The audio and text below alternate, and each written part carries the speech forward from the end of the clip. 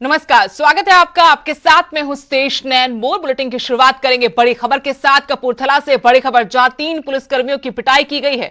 स्थानीय लोगों पर पुलिसकर्मियों की पिटाई का आरोप है। पुलिसकर्मियों पर नशा करने का आरोप लगाया जा रहा है। कपूरथला के गांव लखन कला का ये मामला बताया गया है। ये वीडियो सामने आई है जिसमें कुछ लोग 3 पुलिसकर्मियों की पिटाई कर रहे हैं। स्थानीय लोगों ने पुलिसकर्मियों की पिटाई की है। पुलिसकर्मियों पर नशा करने का आरोप है। और जानकारी इस वीडियो पर, इस खबर पर हम लेंगे। मेरे सहयोगी जगजीत धंजू फोन लाइन पर जुड़ गए। जगजीत, जानना चाहते हैं आखिर ये मामला क्या है और फिलहाल क्या इसमें कोई कार्रवाई हुई है, कोई शिकायत दर्ज की गई है? जी बिल्कुल, इस गल करिए तो जी तकरीबन लखन कला की गल है। और यह मामला जो 25 अप्रैल का दसिया जा रहा है, जो ये 3 पुलिस मुलाजम जोड़े आ इतने पहुंचते हैं तो उस तो बाद इन्होंने उपर आरोप यही है कि ये इतने नशा लैन आए सन या इन्होंने नशा किया हुआ सी। ਜਿਹੜੇ ਇਹਦੇ ਵਿੱਚ ਵੀਡੀਓ ਵਿੱਚ ਲੋਕ ਕੁਝ ਸਿਰਿੰਜ ਵਗੈਰਾ ਵੀ ਦਿਖਾ ਰਹੇ ਨੇ, ਉਹ ਕਹਿ ਰਹੇ ਨੇ ਕਿ ਇੱਥੇ ਚਿੱਟਾ ਲੈ ਕੇ ਆਏ ਸੀ। ਹਾਲਾਂਕਿ ਜਿਹੜੇ ਇਹ ਪੁਲਿਸ ਮੁਲਾਜ਼ਮ ਕਹਿੰਦੇ ਅਸੀਂ ਆਏ ਜ਼ਰੂਰ ਸਨ ਲੇਕਿਨ ਸਾਨੂੰ ਮਿਲਿਆ ਨਹੀਂ। ਔਰ ਇਸ ਤੋਂ ਬਾਅਦ ਜਿਹੜੇ ਇੱਥੇ ਦੇ ਲੋਕ ਨੇ ਉਹ ਇਹਦੇ ਪ੍ਰਤੀ ਜਿਹੜਾ ਆਪਣੇ ਇਹਨਾਂ ਦੀ पिटाई भी कर देंगे ने। और उस तो बाद जो हुण कल सारी इस प्रति जी SSP नाल गल हुई सी, दोनों धिरां दे उपर अलग अलग मामले दर्ज हुए हैं जिथे इन्हां मुलाजमां नूं आपसे बात करें, लेकिन एक बार SSP ने क्या कहा जरा एक बार सुनाते हैं दर्शकों को। क्रॉस परचा नहीं सी दर्ज होया, उहदे च जिहड़े मुलाजम सीगे उन्हां ते वखरा परचा दर्ज होया सी। और उस तो बाद कानून नूं हत्थ च लैण दी किसी नूं भी इजाजत नहीं है। वो उन्हां ते वखरा परचा दर्ज होया सी, उहदे च भी मुलाजमां दी अरेस्ट पै चुकी है और वो जा चुके हैं। ये जिहड़ा कल रात वाला मामला है ये सिर्फ ते सिर्फ आपसी एकदम जो उत्थे तकरार होया उहदा मामला है। तो सारा मुलाजम कित्थों दे सीगे? किहड़े जी? ਜਿਹੜੇ 3 ਮੁਲਾਜ਼ਮ ਜਿਹੜੇ ਨਸ਼ੇ ਵਾਲੇ ਸੀਗੇ ਉਹ ਕਪੂਰਥਲਾ ਪੁਲਿਸ ਦੇ? नहीं, कपूरथला पुलिस से नहीं सीगे, वो आउट ऑफ डिस्ट्रिक्ट के सीगे मुलाजम। उन्हां दी बकायदा अरेस्ट पै चुकी है तो वो हो चुका जी। जगजीत, तो ये SSP बयान दे रहे थे किस तरह से कार्रवाई की जाए, लेकिन आपसे जानना चाहते हैं क्या नशे की तस्करी में पहले भी कुछ इस तरह के मामले सामने आए हैं कि पुलिस वाले खुद उसमें शामिल रहे हो, नशा करते हो या तस्करी करते हो? हाँ बिल्कुल जी, इस तो पहला भी एक बार इत्थे लाठीवाल पिंड दे विच पुलिस पार्टी दे उपर हमला होया सी, जिहड़ी पुलिस पार्टी नशा फड़न गई सीगी। और ये मामला उस तो अलग है जिहदे विच पुलिस मुलाजम जिहड़े नशा लैन गए सन या ला करके आए सन, उन्हां नूं लोकां वल्लों कुटमार कीती जांदी है। और ਇਹਦੇ ਵਿੱਚ ਜਿਹੜਾ ਵਾ ਕਿ ਪਹਿਲਾਂ ਤਾਂ ਪੁਲਿਸ ਮੁਲਾਜ਼ਮ ਜਿਹੜੇ ਜਲੰਧਰ ਦੇ ਨੇ ਔਰ ਉਹਨਾਂ ਦੇ ਉੱਪਰ ਕਾਰਵਾਈ ਕੀਤੀ ਗਈ, ਉਹਨਾਂ ਨੂੰ ਗ੍ਰਿਫਤਾਰ ਕੀਤਾ ਗਿਆ। ਦੂਸਰੇ ਪਾਸੇ ਜਿਹੜੇ ਲੋਕਾਂ ਵੱਲੋਂ ਇਹਨਾਂ ਨੂੰ ਕੁੱਟਿਆ ਗਿਆ ਵਾ, ਉਹਨਾਂ ਦੇ ਉੱਪਰ ਵੀ ਕਾਨੂੰਨ ਨੂੰ ਹੱਥ 'ਚ ਲੈਣ ਦਾ ਜਿਹੜਾ ਮਾਮਲਾ ਦਰਜ ਕੀਤਾ ਗਿਆ ਸੀ। शुक्रिया जगजीत तमाम जानकारी के लिए। तो ये वीडियो 25 अप्रैल की बताई जा रही है। 3 पुलिसकर्मियों की कुछ लोग पिटाई कर रहे हैं। मामला ये बताया जा रहा है कि ये पुलिसकर्मी नशा खरीदने के लिए यहाँ आए थे। आसपास के लोगों को जब इस बारे में जानकारी मिली तो मौके पर पहुंचे और उनकी पिटाई की। हालांकि दोनों तरफ मामला दर्ज हो चुका है, पुलिस मामले की तफ्तीश कर रही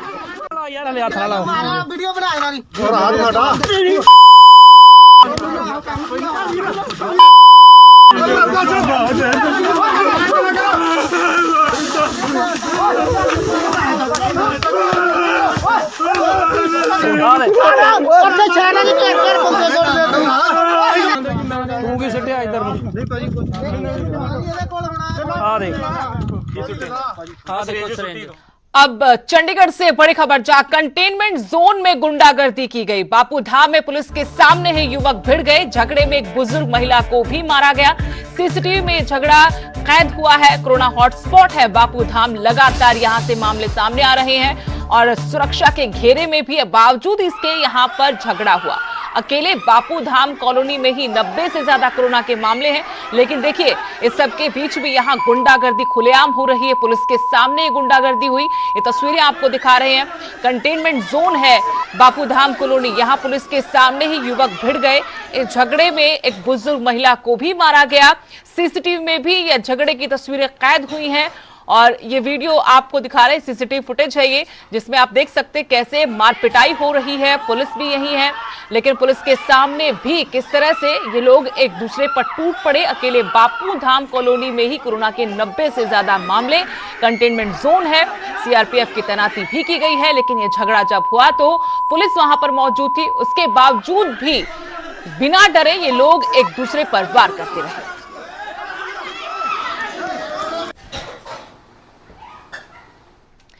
एक और बड़ी खबर यहीं से, बापूधाम कॉलोनी से चंडीगढ़ में कोरोना बेकाबू हो गया। बापूधाम कॉलोनी से 11 नए मामले सामने आए हैं। शहर में कोरोना मरीजों का आंकड़ा इसी के साथ 159 हो गया है। बापूधाम कॉलोनी में 2 साल का बच्चा भी कोरोना पॉजिटिव पाया गया है। अकेले बापूधाम कॉलोनी में 90 से ज्यादा मामले सामने आ चुके हैं।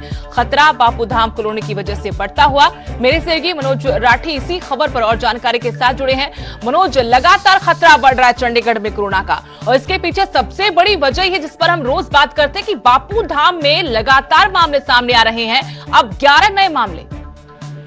बिल्कुल सुदेश, 11 नए मामले, यानी कि सुबह पहले 3 आए और उसके बाद 8 मामले, यानी कि टोटल अगर हम बात करें कि सुबह सुबह में ही 11 मामले सामने आ चुके हैं, यानी कि आंकड़ा हो चुका है 159। यानी कि कहते हैं कि कोरोना का जो बम है वो लगातार बापूधाम कॉलोनी में ही फट रहा है। तो कहीं ना कहीं अब चिंता के विषय जरूर है। लगातार मीटिंग्स का दौर है, लगातार प्रशासन हर संभव प्रयास करने की बात कर रहा है कि भाई वॉयलेशन करने वालों के खिलाफ मामला दर्ज किया जा रहा है। पैरामेडिकल स्टाफ सैंपलिंग कर रहा है, पूरा एरिया सील कर दिया गया है। लेकिन उसके बावजूद इस तरह के जो मामले हैं लगातार बढ़ रहे हैं, और ये सारे मामले सुदेश पहले के कॉन्टैक्ट ट्रेसिंग में ही है। पहले वाले जो नरेंद्र था उसके संपर्क में ही है। जो पार्टी दी थी वो पार्टी ने इतना ज्यादा चंडीगढ़ को नुकसान पहुंचाया कि अब हालात आपके सामने हैं। अभी तक कुल बापूधाम के केसेस 84 मामले सिर्फ और सिर्फ बापूधाम कॉलोनी के हैं। तो आप खुद अंदाजा लगा सकते हैं कि लगातार, हालांकि अगर हम बात करें तो चंडीगढ़ का रेडियस जो है वो इतना ज्यादा नहीं है, सिर्फ 15 जो है वो किलोमीटर का रेडियस है। लेकिन उससे अलावा अगर हम बात करें ट्राई सिटी की मोहाली में भी इतने ज्यादा केसेस नहीं है। अभी मोहाली में 98 केसेस है। मोहाली जिला बहुत बड़ा है, लेकिन अगर चंडीगढ़ में जो मामले बढ़े हैं उसके पीछे सबसे बड़ी वजह बापूधाम कॉलोनी ही है। शुक्रिया मनोज जानकारी देने के लिए। 11 नए मामले आज अभी तक सामने आ चुके हैं, ये बापूधाम कॉलोनी से है। चंडीगढ़ में खतरा बढ़ता हुआ अकेले बापूधाम कॉलोनी में ही 90 से ज्यादा कोरोना मरीज हैं, और ये सरदर्दी प्रशासन के लिए जरूर है। तो आपको आंकड़ों के हिसाब से बताने कैसे यहां पर खतरा बढ़ गया है। 159 कुल केस अब तक चंडीगढ़ में, आज भी 11 मामले आए हैं। 21 मरीज अब तक ठीक हो चुके हैं। चंडीगढ़ में 1 की मौत हुई है। ये खतरा बढ़ता जा रहा है क्योंकि बापूधाम सेक्टर 30 में कोरोना मरीजों की संख्या बढ़ रही है। खतरा ज्यादा है और इसके लिए प्रशासन भी मंथन कर रहा है कैसे आगे एहतियात बरते जाएं।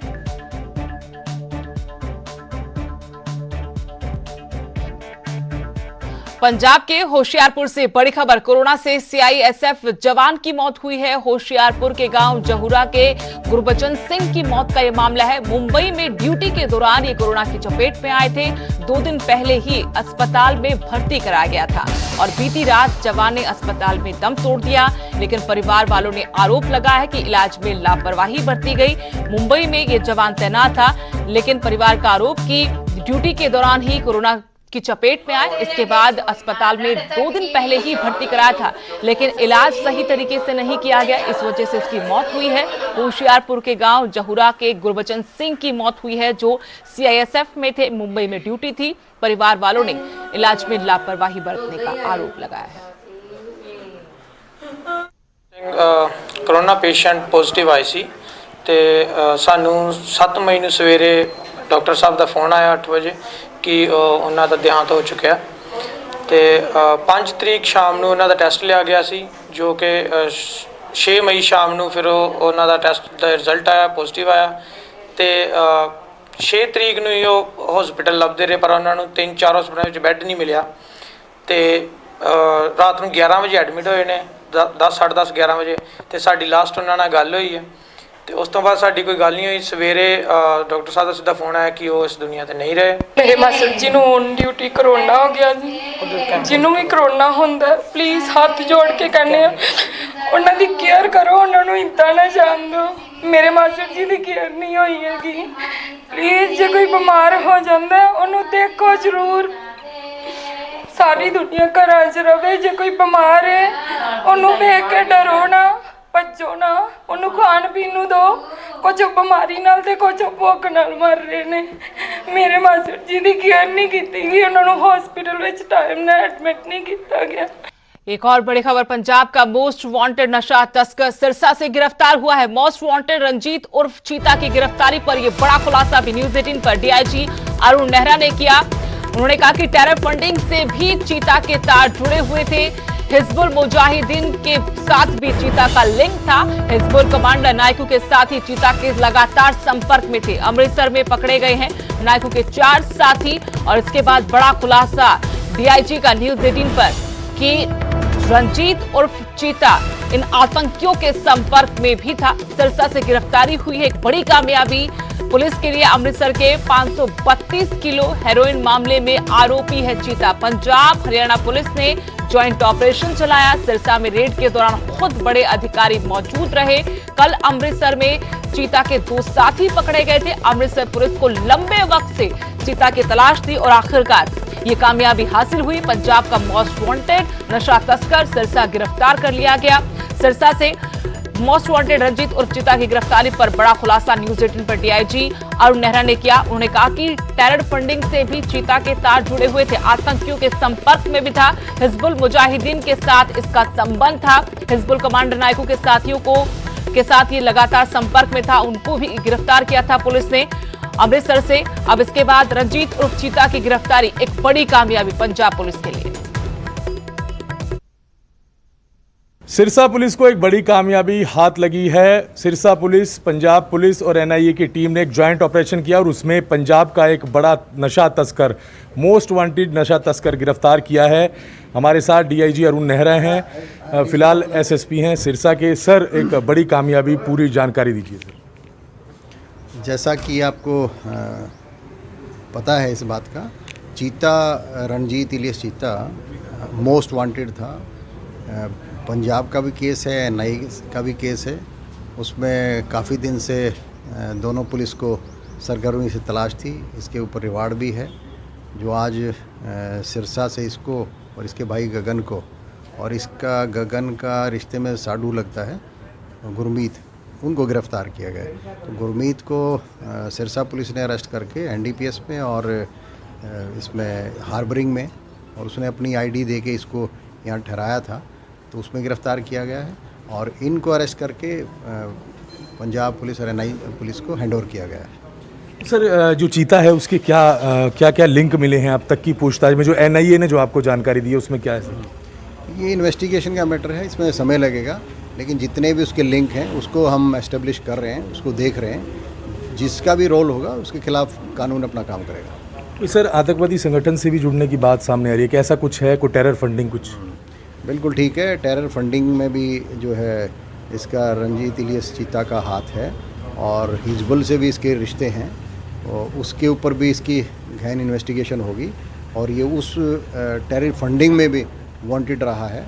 और हाईएस्ट केस जो 18 नंबर एनआईए पास केस इसकी एफआईआर है, जिसमें 532 केजी हीरोइन जो पकड़ी थी, उसमें वांटेड है, जो हाईएस्ट रिकवरी रही है इंडिया की। क्या कुछ बरामद सर अभी तक हुआ है इससे या इसके फैमिली मेम्बर से? जिसने इसको मकान किराए पर दिलाया था, जो इसके भाई गगन का रिश्ते में साडू लगता है, उससे एनडीपीएस का आर्टिकल बरामद हुआ है। और उसने जो उसको अपनी आईडी प्रोवाइड कराई है, हार्बरिंग दी है, उसके खिलाफ एफआईआर करके, और इसमें इन्वेस्टिगेशन देखते हैं उससे क्या रिकवरी हो सकती है। फर्दर ऑपरेशन सर कितने बजे चला, किस तरह से टीम ने सर सर्च किया, और एनआईए की क्या भूमिका सर इसमें रही? काफ़ी 5-6 घंटे के करीब ऑपरेशन चला। अभी ऑपरेशन जारी है। जो भी इसके हाइड आउट्स हैं, जो भी सस्पेक्टेड हैं, उन पे हमारी पुलिस की पार्टीज़ काम कर रही हैं। आगे इन्वेस्टिगेशन देखते हैं क्या इसमें फर्दर उसमें निकलता है। बहुत बहुत धन्यवाद। तो बिल्कुल डीआईजी अरुण नेहरा बता रहे थे कि एक बड़ी कामयाबी सिरसा पुलिस, पंजाब पुलिस और एनआईए की है। एक बड़े नशा तस्कर को, मोस्ट वांटेड नशा तस्कर को सिरसा पुलिस, पंजाब पुलिस और एनआईए की टीम ने ज्वाइंट ऑपरेशन के दौरान गिरफ्तार किया है। सिरसा से नकुल जसूजा, न्यूज़ 18। खबर रेवाड़ी से, जहां रेवाड़ी जिला अभी तक ग्रीन जोन में था और कोरोना से पूरी तरह से सेफ था, लेकिन अब रेवाड़ी भी कोरोना से सेफ नहीं रहा। यहां एक साथ 3 केस आए हैं। यहां प्रशासन की तरफ से विशेष एहतियात बरती जा रही है। अब 3 नए केस आने के बाद जिलाधीश यशेंद्र सिंह ने सेक्टर 4 के 3 किलोमीटर के दायरे को कंटेनमेंट जोन बना कर दिया है, और इसके साथ ही दुकानें भी यहां पर बंद कर दी हैं। इसके साथ ही सभी को घर से बाहर न निकलने की हिदायतें दी हैं। वहीं सेक्टर 4 को भी पूरी तरह से सील कर दिया है। रेवाड़ी अभी तक ग्रीन जोन में था, लेकिन अब रेवाड़ी में एक साथ 3 केसों के साथ कोरोना की एंट्री हुई है। इस वक्त हम सेक्टर 4 में खड़े हैं, जहां पर जो 3 लोग कोरोना पॉजिटिव पाए गए हैं। तस्वीर में आप देख सकते हैं कि जो सेक्टर 4 का जो पूरा इलाका है वो सील कर दिया गया है, ताकि किसी भी व्यक्ति की आवाजाही पूरी तरह से यहाँ बंद कर दी गई है। आपको बता दें कि 2 दिन पहले जो सेक्टर 4 निवासी एक महिला है वो दिल्ली गई थी, और दिल्ली में जो उसका भाई है उसकी जब रिपोर्ट आई तो उसका जब टेस्ट कराया गया तो वो कोरोना पॉजिटिव पाया गया था। जिसके बाद जो रेवाड़ी की जो महिला है उसका भी टेस्ट कराया गया, साथ में उसकी बेटी, उसके बेटे और जो परिवार के दूसरे सदस्य हैं उनका टेस्ट कराया गया था, जिसमें माँ, बेटी और साथ में जो उसी घर में किराए पर रह रही एक महिला सहित 3 लोग ये कोरोना पॉजिटिव आए हैं, जिनकी रिपोर्ट देर रात आ गई है। जिसके बाद जो रेवाड़ी प्रशासन है वो तुरंत और हरकत में आ गया है। पहले ही रेवाड़ी सेक्टर 4 का जो इलाका है वो पूरी तरह से सैनिटाइज कराया था, सील कर दिया था, लेकिन जब से जो रिपोर्ट आई है, रिपोर्ट आने के बाद में और सख्ती बढ़ा दी गई है और पूरी तरह से जो इस इलाके को सील कर दिया गया है। जिलाधीश यशिंदर सिंह ने आदेश दिए हैं कि सभी विभागों को, कि बिजली डिपार्टमेंट को कहा है कि बिजली बाधित ना हो, जो पब्लिक हेल्थ डिपार्टमेंट है उनको कहा है कि पानी की किसी भी तरह की कोई दिक्कत ना आए यहाँ पे। उसके अलावा जो फूड एंड सप्लाई डिपार्टमेंट है उनको भी कहा गया है कि खाने पीने की कोई चीज़ों की इनको दिक्कत ना आए। रेवाड़ी से कैमरामैन चमन शर्मा के साथ पवन कुमार, न्यूज़ 18। अब सोनीपत से बड़ी खबर, जहां दिल्ली पुलिस के जवान की पत्नी और 3 साल का बेटा भी कोरोना पॉजिटिव पाया गया। दिल्ली पुलिस के जवान अमित राणा की मौत हुई थी। सोनीपत के रहने वाले थे अमित राणा, कोरोना से इनकी जान गई थी। सोनीपत के गन्नौर में 2 सब्जी विक्रेता भी कोरोना पॉजिटिव पाए गए हैं। सोनीपत में कोरोना मरीजों का आंकड़ा 89 हो गया है और लगातार ये ग्राफ बढ़ता जा रहा है। खतरा सोनीपत में बढ़ रहा है। अमित राणा, जिनकी मौत हुई थी, दिल्ली के पुलिस के जवान थे, अब उनकी पत्नी और 3 साल का बेटा भी पॉजिटिव है। दिल्ली पुलिस के जवान अमित राणा की मौत हो गई थी, सोनीपत के रहने वाले थे, और अब ये आंकड़ा लगातार सोनीपत में बढ़ रहा है। और इसी के साथ वक्त हो गया है छोटे से ब्रेक का।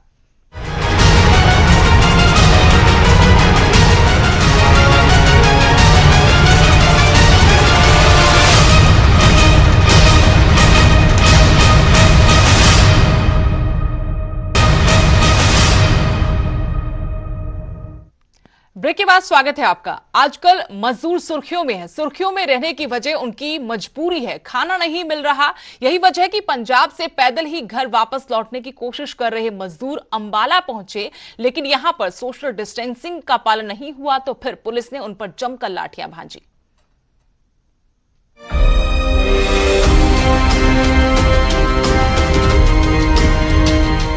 मीलों का सफर तय कर हरियाणा की सरहद में दाखिल हुए मजदूरों के साथ पुलिस ने ये सलूक किया।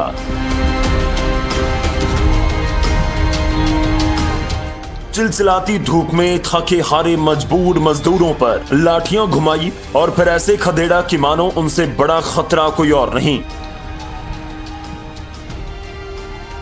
अंबाला दिल्ली हाईवे पर पंजाब की तरफ से लौट रहे मजदूरों का कुछ इसी अंदाज में स्वागत हुआ। पुलिस का एक्शन इतना तेज था कि मजदूरों के समझ में भी नहीं आ रहा था कि जाएं तो जाएं कहां, इसलिए जिसे जहां जगह मिली वो वहीं कूद पड़ा। कोई खेतों की तरफ भागा तो कोई सड़क के रास्ते ही बचने बचाने की कोशिश करता दिखा।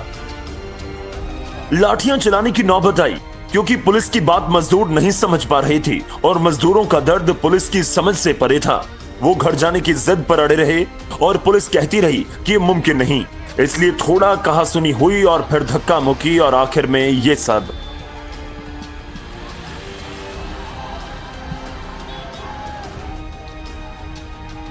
लॉकडाउन ने इस कदर तोड़ दिया है कि अब बस घर का ही सहारा बचा है और मजदूरों की बातें सुनेंगे तो कलेजा मुंह में आ जाएगा।